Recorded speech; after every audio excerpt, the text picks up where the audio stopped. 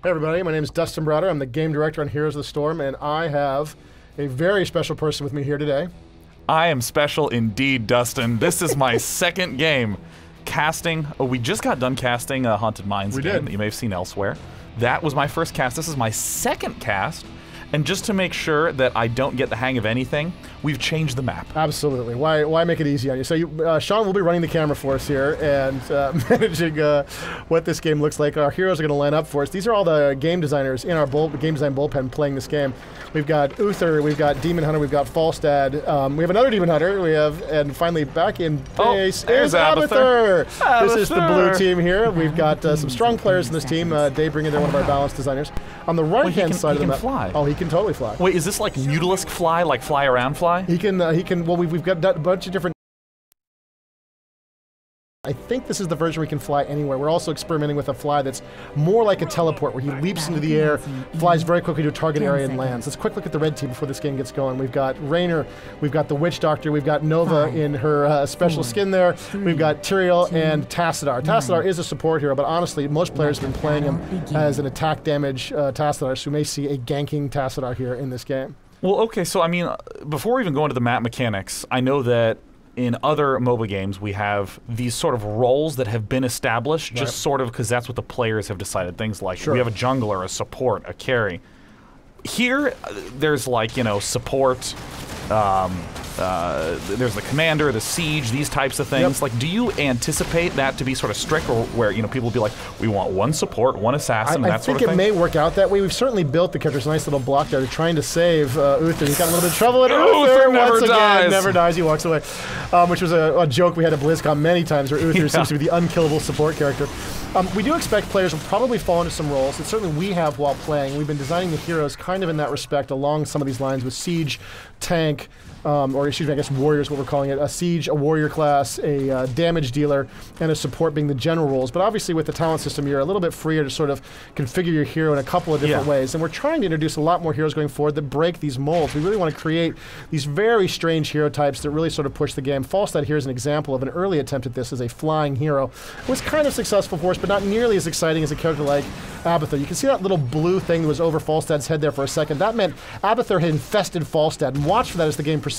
That means that character is getting significantly buffed by having that infestation on him. It looks like Falstad's in a little bit of trouble there. He's going to try to use his flight to get out of danger. He does fly over the high ground and does manage to escape with certain destruction by Tyrael there coming down from the top lane. Now, you're giving me the break. This is the, in fact, 3-lane map, and finally we're back to something that's not, it might be more familiar to someone, but I know that there's some crazy mechanics going on here. There is some shenanigans going to start up. So the Raven Lord rules over this dark realm in the Nexus, and what he's going to do is he's going to spawn tributes on this map every once in a while. And if you collect 3 tributes for the Raven Lord, he's amused with you, and he will curse your enemies, which will make their minions have like 1 hit point. The towers can't shoot, and the towers will do. Towers can't shoot; they'll take double damage. They have like half health. So you really want to get that 3rd tribute. It's incredibly significant. It allows your team to push and be very aggressive. And when that tribute spawns, you will see every player, or almost every player on both of these teams, run for that tribute immediately and try to gather it. Yeah, I mean, I got a chance to play one of your very early versions of the tribute map. So there's a tribute going down, but man, 1 hit point for, and no tower firing. No tower firing. Yeah, you're going to want to run there. How fast to claim a tribute when it arrives? I think it's about 10 seconds to channel on the tribute, so you really got to control the area around the tribute to gain control of it. You can see Red pushing there towards the top lane, trying to get some damage done. They get Demon Hunter a little bit of trouble right there. She is going to try to vault out. Here comes the other Demon Hunter, Illidan, in, trying to beat on Raynor there. Raynor pushes him back. 3-on-3 in the top lane. I think slight advantage to Red. Health pretty similar, but with the advantage of the mana, the energy going to Red. They're lining up here for this bloody team fight. Tyrael jumping into action. There comes Demon Hunter trying to get something done. Illidan jumping into battle right there. There's the good shield from Tassadar. It looks like he's playing very effectively. Red with the first blood. Blue in a little bit of danger, being zoned out right now by Red. Blue falling back. Uther, he might actually be killed. No, he can never die. Oh! He died. Oh, he absolutely died, and there was a little bit late right there from his ally. They see the infestation from Abathur. Doesn't quite get him in time.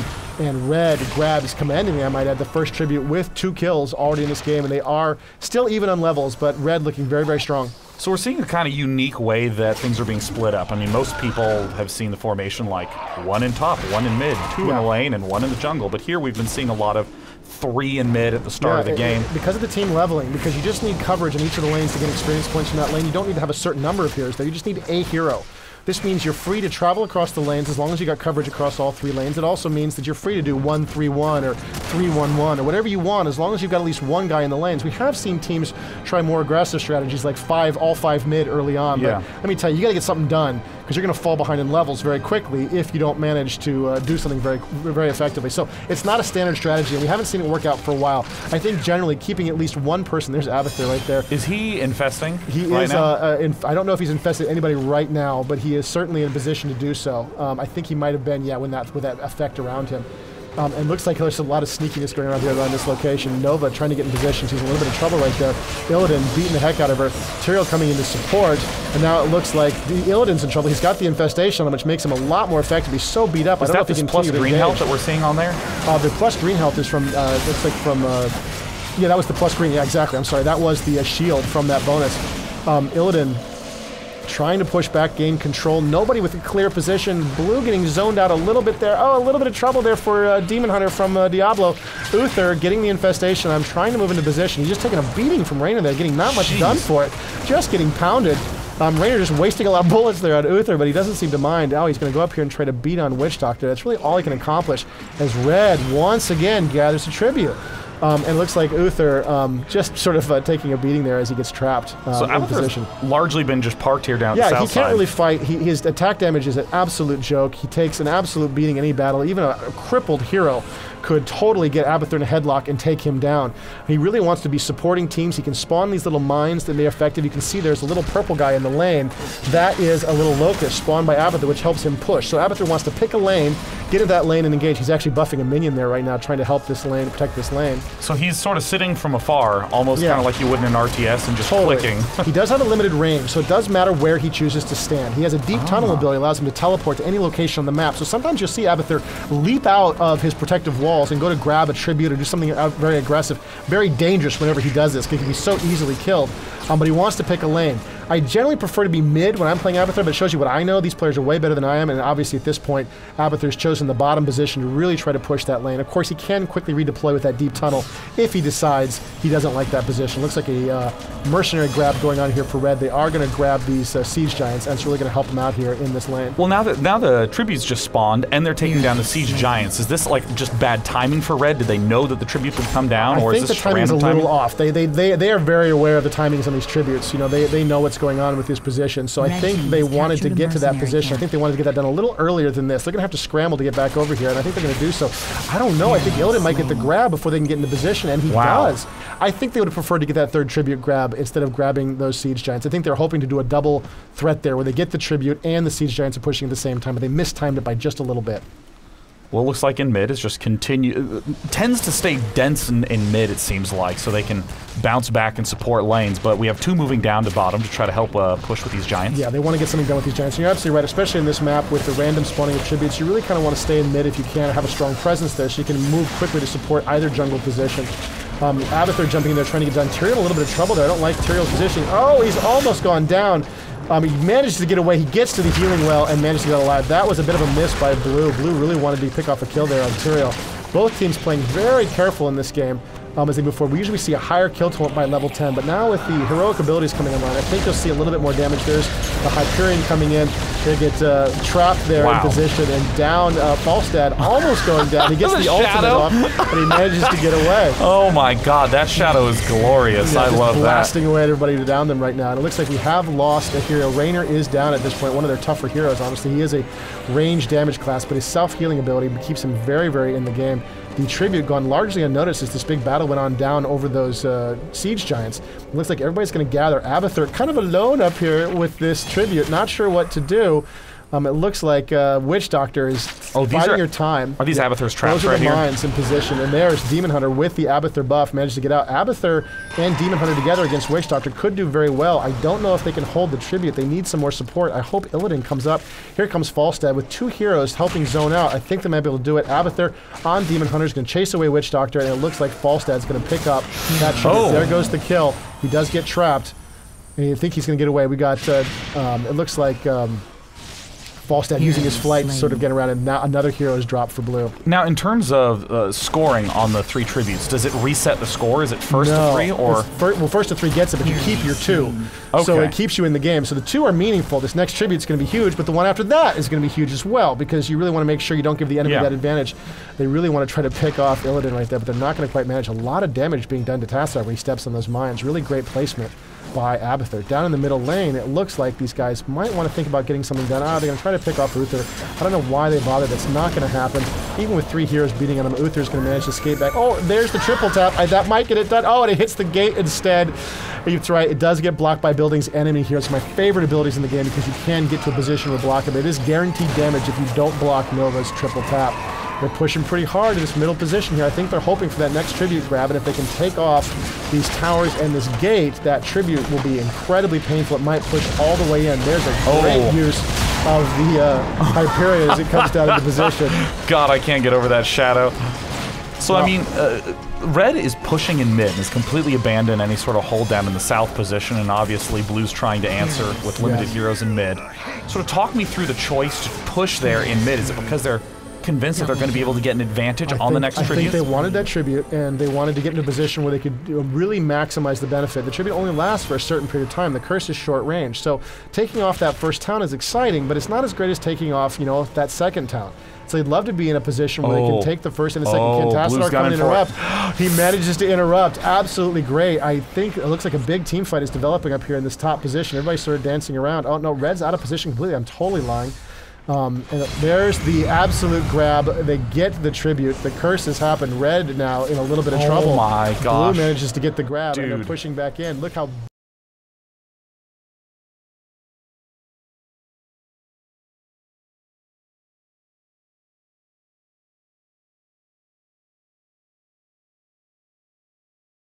Looks like this town is absolutely going to go down.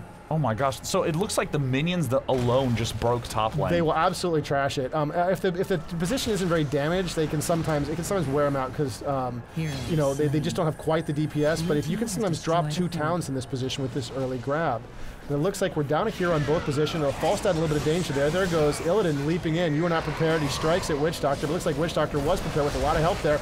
I don't know. He's in a little bit of trouble. There's Illidan beating him. He's got his ultimate up, and he's managing to. Down he goes. There's the help of Abathur. I don't know if you saw that infestation on Illidan there at the last possible moment. But a huge, huge benefit. Tyrael trying to dance away. He wants to be in position to protect this location, but he's so scary right now. He's so wounded. He's even afraid of, you know, just a two-handed, you know, hit there from Uther. And there's the Demon Hunter. Oh, and she manages to drop, and he just got a little too frisky. He does blow up, and there's the explosion, but he doesn't manage to get any damage done. You can see right now that looks like all 3 lanes have been pushed at this point. It's been destroyed in both locations. That middle lane, I think Red's going to hold it. They had Raynor come in there, pop off the Hyperion. That's going to drive him back a bit. They would have loved to have taken down that lane as well, but honestly, it's so trashed at this point. Even a slight amount of damage will destroy that final position. So we see Blue ahead in levels at 15 right now, to the 14 of Red. But Red is really focusing on defending this point instead of spreading back out again. And now we're seeing it's 16 to 14. Yeah, this is getting kind of scary for Red. And this is where, you know, we get worried about the snowballing in this game. So we'll see how this game goes. Generally speaking, when we do good matchmaking, another here. But look at that. Look at that. 3 down to 1. Clear advantage, Blue at this point. Blue in a little bit of trouble, Red in a lot of trouble. I'm sorry, Red's in a little bit of trouble at this point, right? They need to get back up on levels. Okay, now they're back to level 15. That's not too bad. They're still down on kills, but you're totally right in terms of map position, in terms of towns lost. Clear advantage at this point to the blue team. Now, I know that the towns and the towers, I mean, does this generally just represent a position, or are the forts doing anything specific other than just regular old defense? It is the regular defense. If you lose that last town, we do spawn a catapult in that lane for the enemy team. So that last town becomes a break point. At that point, you know, if I lose my last town and you haven't lost yours, that means you've got a force advantage in that lane, and that puts you in a position where you can be a lot more aggressive. And I have to constantly keep monitoring that lane and making sure that catapult isn't doing too much damage to my minions or to my position in that lane. So they really want to drop that last town. Team has captured a mercenary. Okay, this is a great move. Red wants to get some mercenaries and try to get back in this game, apply some pressure back to Blue. Their levels have spread out again from 17 to 15, so the advantage is clearly at this point with Blue. Blue will probably win the next team fight at this point, unless Red can sort of stay in the game. Well, it looks like Blue's also continuing to grab more mercenaries. I like it. It's a good move. Hyperion that makes me so happy popping up again. I mean, in terms of, like, relative to a hero, how strong are these mercenaries? Well, it depends. In this case, honestly, they're very dangerous if they're supported. In this case, they were not supported, and so they're very ineffective. That's the Dragon Knights, or the Knights there, have a buff on them that affects everybody nearby, so you really want to support them, and there's the tribute for Blue Team as well. So Red really would love a tribute right now. That would really put him right back in this game out of the little out of position right there. He has to scramble back into place. Yeah, Red at this point would love to get a tribute grab. They've got 2 grabs, so if they can get another tribute, they'll be right back in this game. And of course, they'd love to win this next team fight if they can pull it off. Well, looks like they've isolated 2 at this north side right away. Where is the 5th Blue hero? Oh, Abathur's way far away. Sends out an Infest. Oh wow, huge, huge battle. Red with the clear advantage. They're pushing back Blue completely. Red looking really, really good in this battle. Really, they got 1 kill off there. There's the second one. They've dropped 2 heroes, and it looks to me like they're right, like, oh, and there's another kill and another. So they lose 1, they lose 2, but they pick up 3. That put them right back in this game. I think that was really well done. They got to get something done with this now. And here it comes. Oh, there's the tribute. They won the team fight. There's Tassadar just charging right through those minions like a boss, running right for that position. Blue is nowhere to be found to interrupt this tribute grab. This is exactly what they need right now. They're back right on the level at 18 to 17, so they're back. They've reduced that level difference from 2 to 1, and they're going to get a tribute to put themselves right back in this game. They got to drop some towns right now. What is it that dictates where the tribute spawns? Well, there's a couple of set locations, but otherwise it's random. So you've got to try to have as much coverage as possible. You don't really know where they're going to go or what's going to happen. Jeez. Yeah, so that's what happens when you're cursed by the Raven Lord. So Raynor wants to get something done right here. Whoa, big damage from Falstad. Tassadar coming in as support. Wow, Blue is here in force. Red is sort of all over the place. They really can't afford a bad engagement at this point. They need to get something done with this tribute.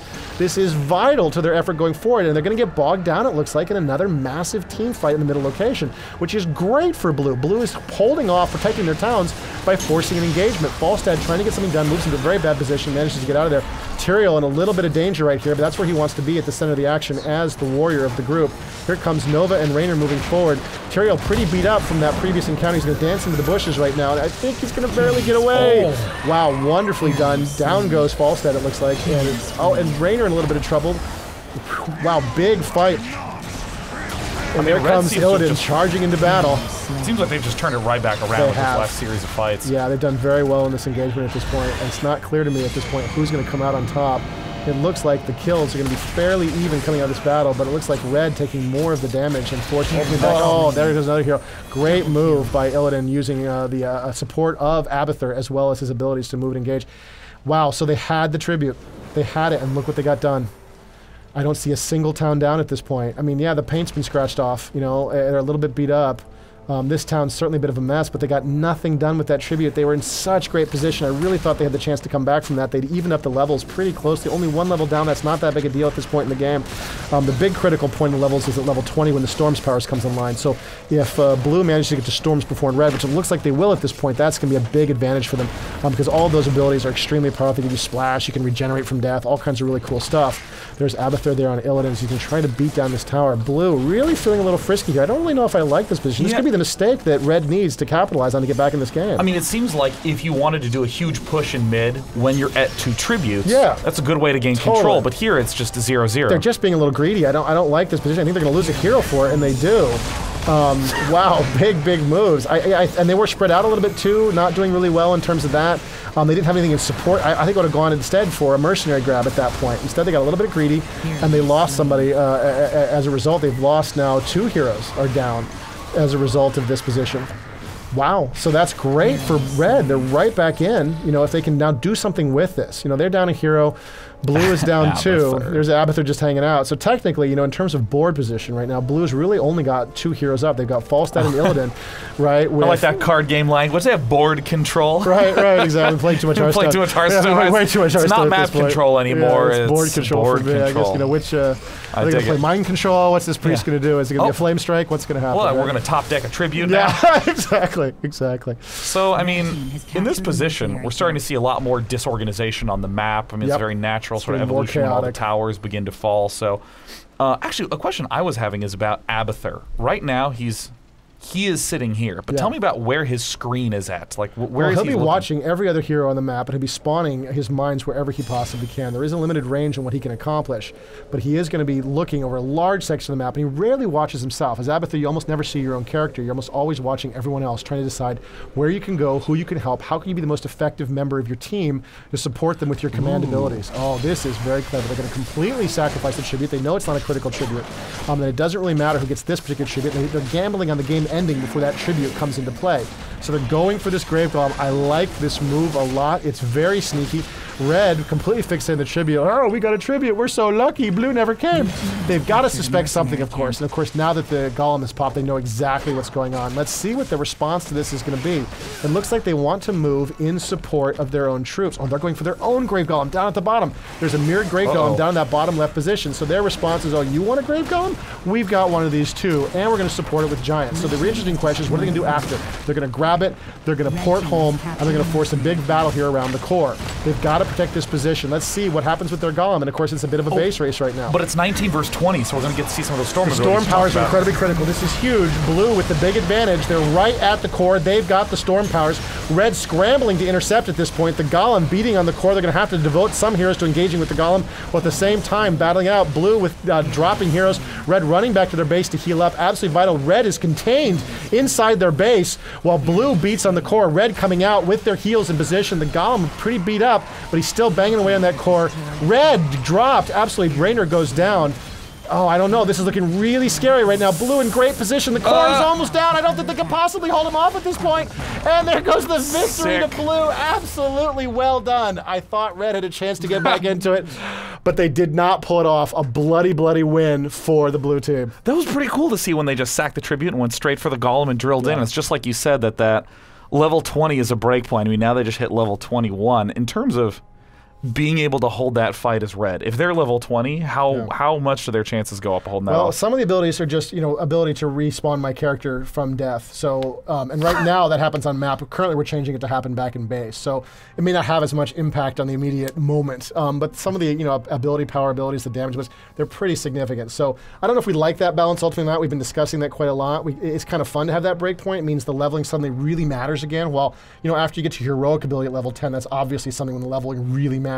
Yeah. But then the leveling sort of loses its authority in the system until level 20, and suddenly it really matters again. We kind of like that, but we are nervous about the breakpoint and the snowballing that can occur. We have seen cool strategies like this where you'll see that you're ahead by level and you'll try to time a push when you think it's going to happen. Like we're going to start now at 19, we're close to 20, we'll hit 20 as we move into position. That'll be the advantage. And that's we need. Where that fuzzy math is a problem, because you're trying to keep track of 5 players. So many things, and that's where you get in that position where right now there's a lot of zen to it. There's a lot of emotional decision making, a lot of intuition as to what to do next. And you see the team who has the best intuition of what the enemy's going to do and what's going to happen. And I'm sure you've experienced a similar thing in Hearthstone at this point, where you get very intuitive about when that flame strike is going to come. Okay, we know the flame strike is going to come at 7 mana, but you get intuitive as to when it's going to come, and you get a sense for how this player is playing and what his deck is like. And we're seeing the same thing here, where you get a sense of intuition about what they're really going to try, what does their composition mean to me, what are they telegraphing based on their composition, and how are they playing, how are they speccing their heroes. That's also giving me information. I'm getting a sense for what they might try next. So it's, at least right now, it's still very organic and very intuitive and a lot of fun. That was awesome. Hey, thanks for coming, man. This has been a blast. Thank you so much. I especially love the sort of drifting importance of varying locations, the tribute spawning, and especially the counterplay at the end with the Golem. Really fun to see as an RTSer, so. Very cool. Thanks, Dustin. Thanks, man. Hope you guys enjoyed it.